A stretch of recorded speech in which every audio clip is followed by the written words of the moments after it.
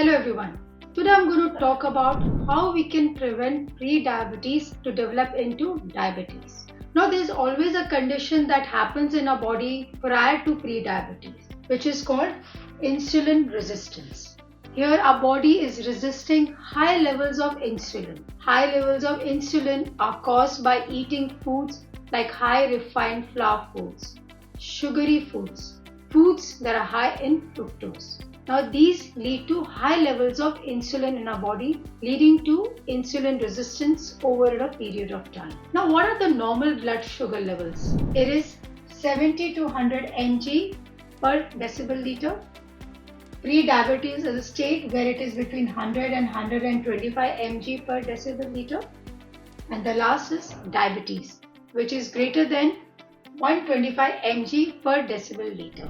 So if your fasting blood sugar levels show 80 mg per decibel liter, what does it mean? It means 1 teaspoon of sugar in your entire body. Our body contains approximately 5 liters of blood. So this is 1 teaspoon in that 5 liters of blood. So that much is 80 mg per decibel liter. Now there are people who are consuming more than 31 teaspoons of sugar in their diet. And when they do blood sugar level tests, it shows normal. Now what is the reason behind this?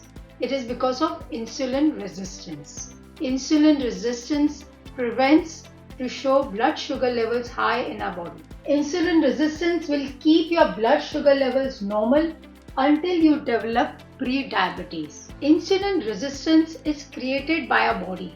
It is a defense mechanism which is created by our body to prevent against the toxicity of glucose, which is called glucotoxicity. We know the harmful effects of high amounts of glucose in our body. So this is like a defense mechanism.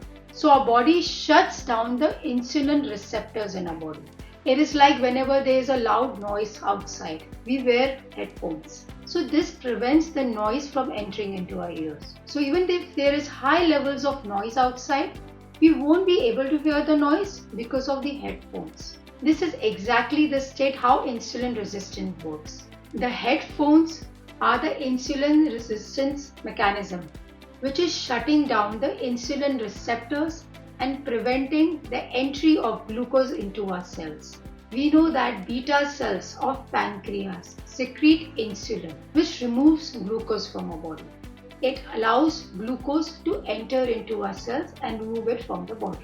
So what happens if there is insulin resistance? The glucose is not able to enter into the cells, so the pancreas keep on secreting high levels of insulin. So in one condition, the glucose is not able to enter the cells because there is not enough insulin for them. And on the other hand, there is high level of insulin because the pancreas are secreting more and more insulin. Because according to them, the glucose is not entering into the cells because of lack of insulin. Now this insulin resistance can be easily prevented. Whenever we do blood test of glucose levels. We check our fasting blood glucose levels. We check our postprandial blood glucose levels. But we never check our insulin levels. So it is always important that one should do fasting insulin levels so that they come to know whether they are having high levels of insulin in the body. And this can prevent one to get into pre-diabetes state. So what happens if the pancreas are working very hard to increase the insulin levels in our body? Over a period of time, they start to get damaged. Now this will lead to increase in blood sugar levels in our body, leading to a state of pre-diabetes. Now this condition can be absolutely reversible. So what happens if a person will keep on continuing with the lifestyle of eating high refined flour foods, junk foods, processed foods over a period of time?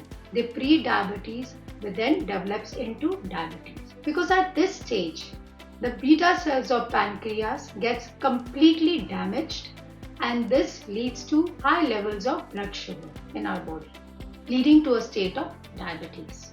Now what happens if a person gets diabetes? There are certain conditions like polyuria, which is frequent urination, polydipsia, excessive thirst, polyphagia, excessive hunger, unexplained weight loss, vision problems, kidney problems, cardiovascular problems. fatigue, tiredness. Now at this stage, a person will go to the doctor and he will recommend him some medications. Diabetes cannot be cured, but it can be managed with medication and lifestyle.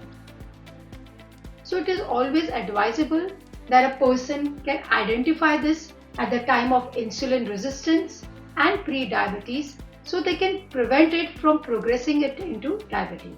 Now how can we do that? So you reduce the consumption of high refined foods, processed foods, junk foods, foods that are high in high fructose corn syrups, soft drinks, bakery products, even your high amounts of fruit juices. Exercise regularly. Consume a diet which is whole grain cereals, pulses, legumes. Good quality proteins like lean pieces of chicken, eggs, fish. Good quality of fats like extra virgin olive oil, avocados, extra virgin coconut oil, nuts, seeds, grass-fed ghee, butter. Include lot of cruciferous vegetables in your diet. Have foods that are low in glycemic index. Reduce the consumption of high starchy vegetables like potatoes, yams. Include B-complex vitamins in your diet. Vitamin D. I hope these points were useful. I'll be posting more videos related to nutrition and health. This is Menka Vijayan signing off. Thank you.